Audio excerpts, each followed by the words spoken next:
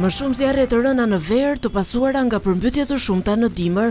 Megjithse Shqipëria po ekspozohet gjithmonë më shumë ndaj fatkeqësive natyrore, qytetarët vijojnë të i drejtohen shtetit për rimbursim, edhe pse fatin e banesave të tyre e kanë pasur vetë në dorë përmes sigurimit vullnetar. Ka qenë një produkt vullnetar, nuk është i shtrenjtë.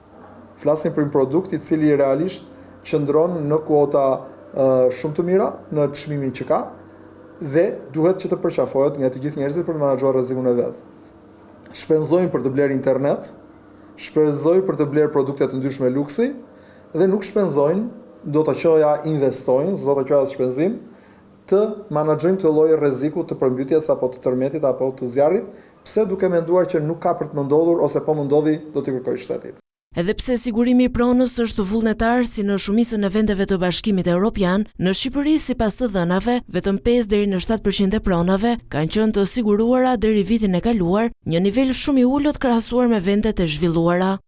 Edhe ajo përqindje që ju cituat kryesisht i referohet sigurimit të detyrueshëm për shkak të kredive, sepse kanë marrë kredi, janë të ekspozuar në kredi dhe bankat i kanë çuar për të bërë sigurimin.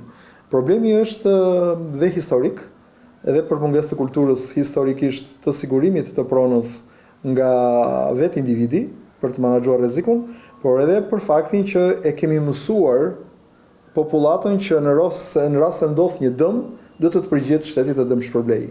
Sigurimi i pronës në Shqipëri ndaj fatkeqësive natyrore ka një kosto mesatare prej rreth 1 euro për metër katror në vit. E thënë ndryshe, për një banesë 100 metra katror, sigurimi vjetor nuk kushton më shumë se 100 euro dhe mbulon dëme nga 20 deri në 40.000 euro në varësi të shkallës së dëmtimit të banesës.